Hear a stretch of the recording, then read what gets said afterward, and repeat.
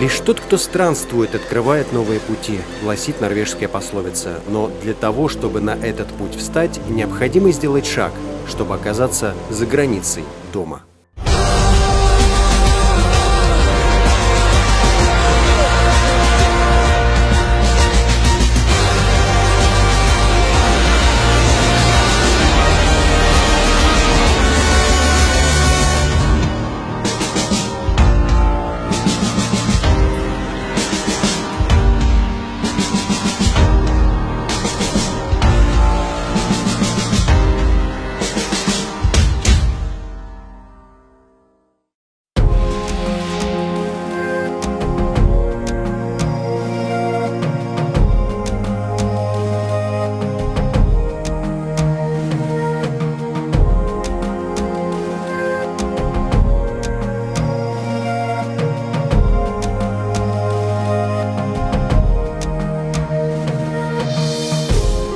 В этой серии я вновь окажусь на одном из островов в Балтийском море, но в отличие от Гогланда, про который я рассказывал в предыдущих частях, этот расположен ближе к эстонскому берегу, хоть де юре и входит в состав России.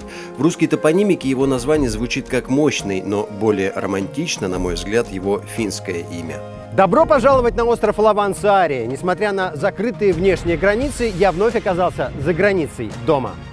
Акцент на слове «внешне» я сделал не зря и не ради того, чтобы лишний раз указать на закрытые между странами границы. Статус внешних имеют 2 десятка островов в Финском заливе, в состав которых входит и Мощный. В отличие от трактовки «Suomenlahden Ulkosaarет», где все эти земли посреди морских просторов объединены в единый архипелаг, в русскоязычных источниках каждый остров имеет свою собственную индивидуальность. Но давайте обо всем по порядку. Для начала, как я сюда попал?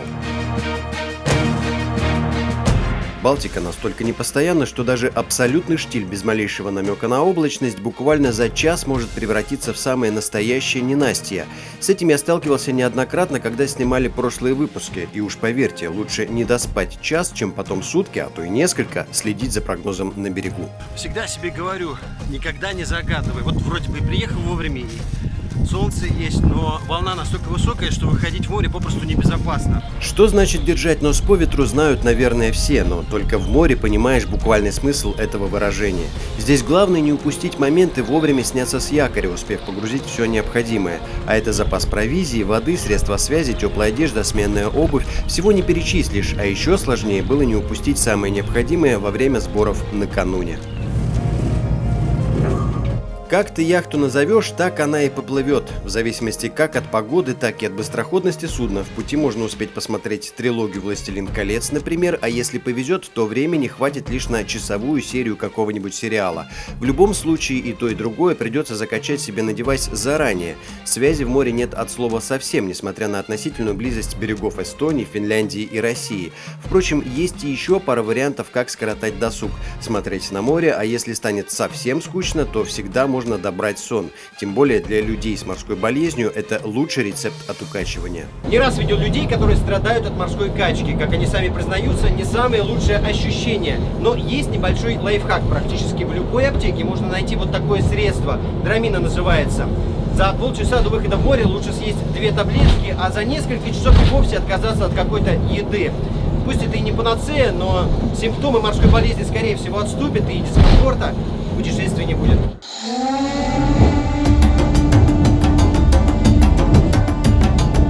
Единственный, кому противопоказаны такие таблетки, капитан. Да, в общем-то, они ему и не нужны. Павел стоит у штурвала уже не 1 год и знает практически все подводные камни Финского залива. В открытом море единственное, что волна короткая. Бывает волна длинная, высокая такая и длинная. А бывает прям вот короткая-короткая. Вот так вот идет. Да, начинает бить, и в этом как бы такая единственная сложность. На этом самом на Сескаре разбился здоровенный этот самый корабль, да, сел на мель. Говорит, бананы плавали. Народ по всему берегу собирал. Его задача усидеть на 2 стульях. При подходе к берегу, невзирая на погоду, приходится перебираться наверх. Все управление дублируется и там, но сверху видно лучше, а значит и маневры все будут куда более безопасными. Несколько часов по большой волне в сторону острова Мощный, но причалили мы совсем на другой берег, ставший уже практически родным – остров Гогланд.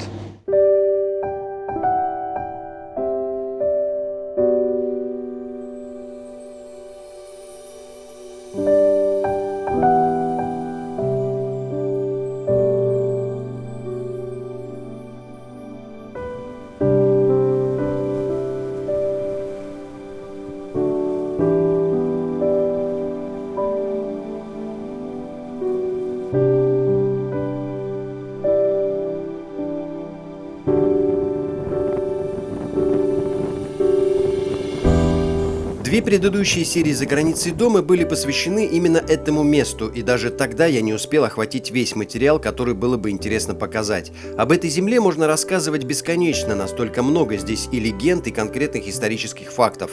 И можно уверенно сказать, тех, кто мало интересуется историей, Суурсааре все равно вряд ли оставит равнодушным с географической точки зрения. Картины, которые сотворила природа, даже самого закоренелого математика превратят в художника, ну или, по крайней мере, пробудят в нем чувство романтики.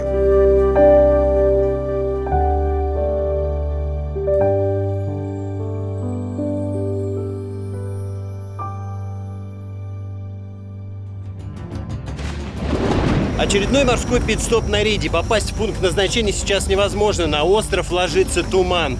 Ничего не остается, кроме как ждать погоды, но уже не у моря, а на море. Чтобы снять красивые кадры с воздуха, я, как обычно, поднимаю дрон, но вот поймать его в этот раз оказалось не так-то просто.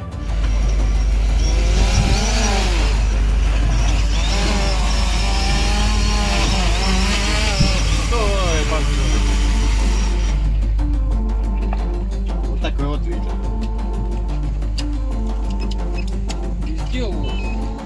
И пока на море качка, команда координирует свои действия на время предстоящего погружения и обследует объект, данные о котором были получены с помощью эхолота. Вот это как раз-таки горловина первого-второго танка, который топливный, который солярочный. Видишь, первый, второй побортно льется через эту горловину. Вот. А вот это вот уже идет, это уже третий, четвертый. Да.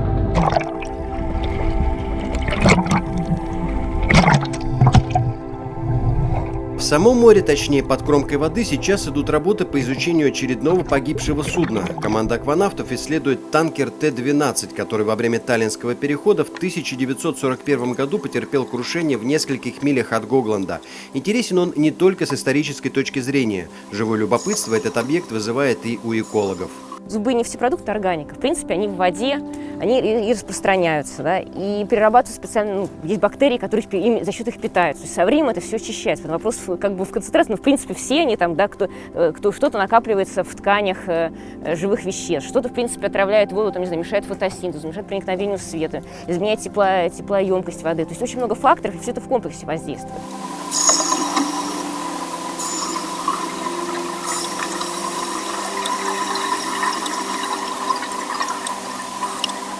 Как только заходишь за рубку, сразу вот тот самый, видимо, разлом, куда попала бомба, потому что корма очень сильно разворочена. Первые несколько танков, которые идут после рубки, они целые, а дальше уже, то есть там практически именно корма, да, она разрушена. Сильно скрученное железо. На сегодняшний день танкер, лежащий на глубине 65 метров, можно сравнить разве что с ящиком Пандоры. Говорить о том, что металл, который удерживает содержимое, способен еще какое-то время противостоять морской воде, невозможно. Да и судить, насколько ядовитым может оказаться груз, вот уже почти 8 десятилетий хранящийся в трюме этого судна, также не берется ни один эксперт. Стоит ли открывать этот ящик, именно этим вопросом задаются исследователи. Ну, тут, опять же, зависит от еще и состояния самого корпуса судна. То есть, если оно совсем уже разрушено, да, если металл устал, то, вероятно, надо будет делать проект по аккуратной откачке из трюмов скопившихся там нефтепродуктов. То есть, будут заводиться какие-нибудь инжектора или помпы, которые будут аккуратно откачивать трюм за трюмом. Возможно, консервация и, скажем, оставление в покое объекта, да, будет признано наиболее безопасной опцией. А возможно, нас ждет некая экстренная работа, да, и мы узнаем, что до катастрофы осталось год-два, не больше. Так что тут мы сможем какие-то внятные разговоры вести только после получения и интерпретации экологических результатов. Чем пахнет дно Балтики? И всем, и ничем сразу. В одном таком пакетике, содержимое которого только что подняли водолазы, может содержаться целая таблица Менделеева.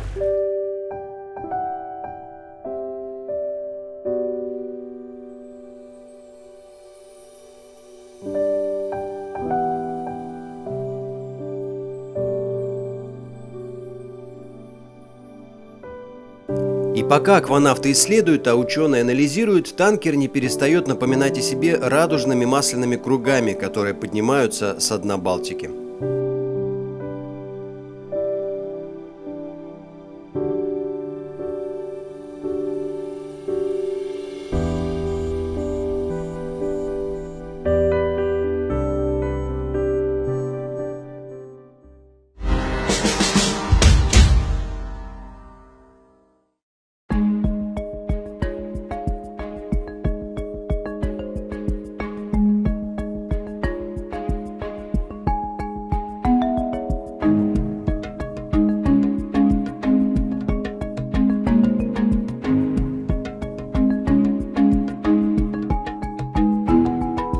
Вот оно, белое пятно на туристической карте. Чтобы попасть сюда, необходимо пройти массу согласований. Но даже поборов всю эту бюрократическую машину и ступив на берег, не стоит сразу же пытаться бежать и исследовать местность. Для начала необходимо как следует подготовиться. Комары и клещи на Мощном полностью соответствуют названию острова.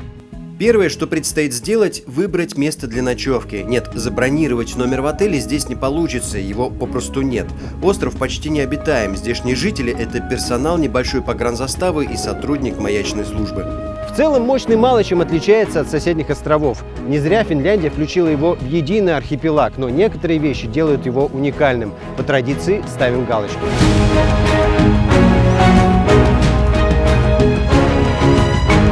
Эта земля, как в русском, так и в финском названии, целиком и полностью оправдывает свое имя. Мощным остров стал всего 70 лет назад, 27 мая 1950 года. В переводе с языка северного соседа на великий и могучий Лавия означает «широкий». Правда, широкой можно назвать лишь западную часть. На востоке же расположен полуостров промежуточный. Разделены они небольшим перешейком, ширина которого всего 300 метров. Для сравнения, поперек этой песчаной косы запросто может уместиться нью-йоркский небоскреб Chrysler Building.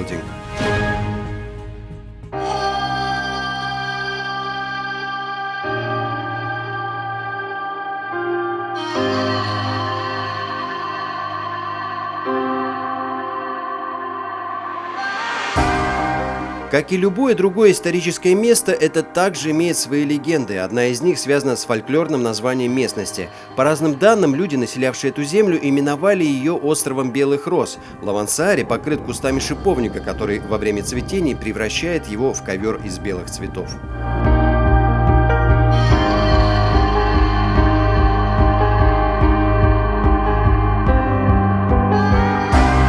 Россия, Эстония и Финляндия. Между нашими странами много различий, но все-таки мы вместе.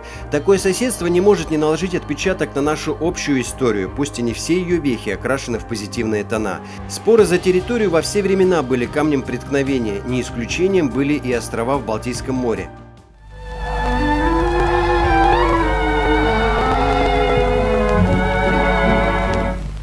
Имея выгодное положение, Мощный неоднократно менял свою национальность. По большей части местные говорили на языках финно-угорской группы.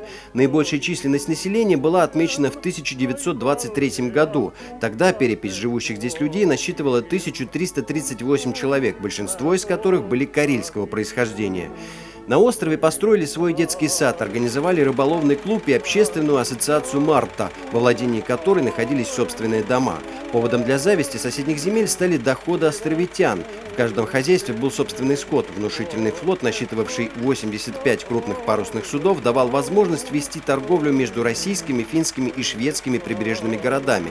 А это приносило ощутимую прибыль. Правда, после того, как Финляндия объявила независимость, морские перевозки были прекращены. Суда один за другим уходили с молотка, доходы населения падали, и в результате на острове настали бедные времена. Будет весело, весело, весело. Чего ж ты, милая, курносый нос повесила?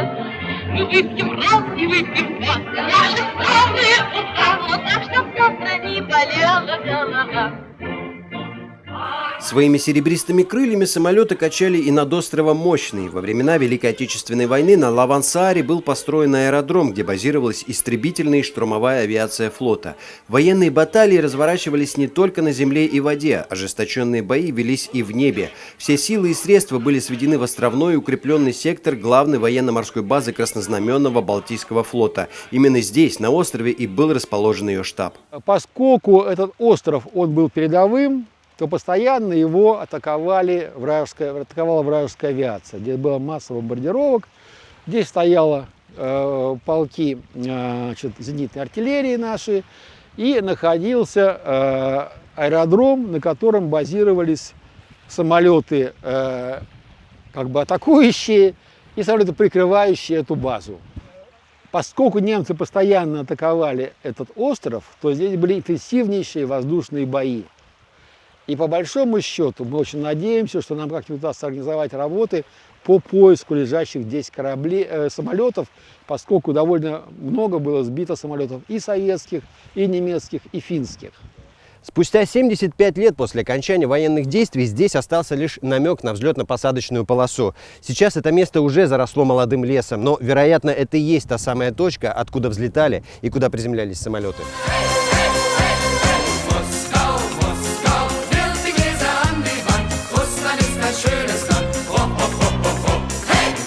Еще одна история, которая пусть и косвенно, но связывает Мощный и авиацию, произошла незадолго до распада Советского Союза. 28 мая 1987 года небольшой четырехместный самолет с флагом ФРГ на фюзеляже совершил посадку на самой главной площади СССР.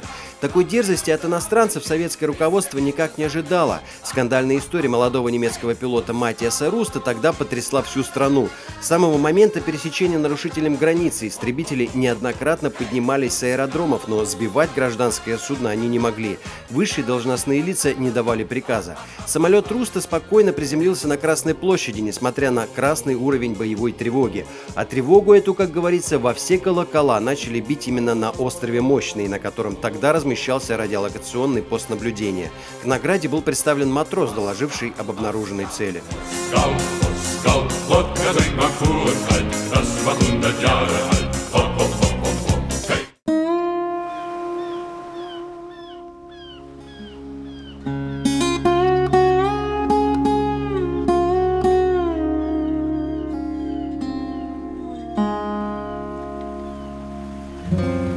И хоть этот маяк и стоит на Мощном, конструкция его не столь могучая. Высота морского путеуказателя 29 метров. Необходимость в маяке здесь осознали уже в середине 18 века, но с его строительством все-таки не торопились.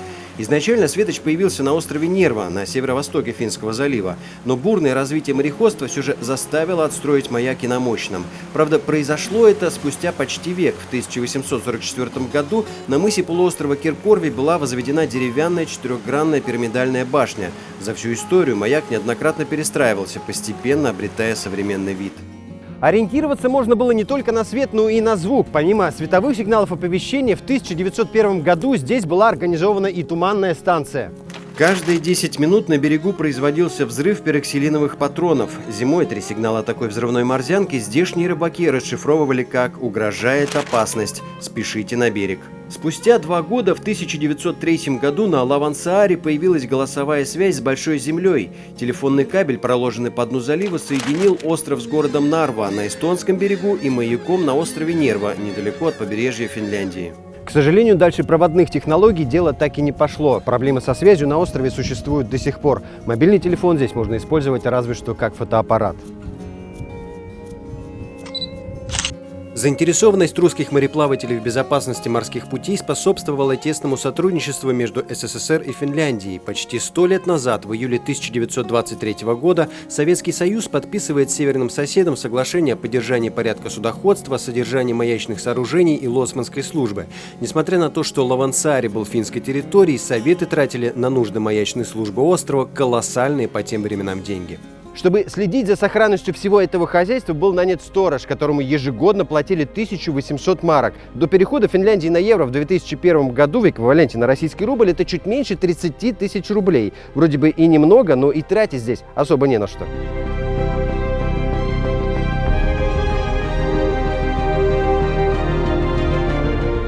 А вот что действительно стоит потратить, так это силы и время. Природа не зря разбросала все эти внешние острова по всему Финскому заливу. И хоть большинство предпочитает более теплые направления, а в этих широтах море холодное и вместо пальм растут сосны, все же стоит обратить внимание и на эту терра инкогнита посреди Балтийского моря. Суровый климат никак не мешает наслаждаться тем, что подарила нам планета. А чтобы увидеть всю эту красоту своими глазами, достаточно лишь перешагнуть порог, чтобы оказаться за границей дома.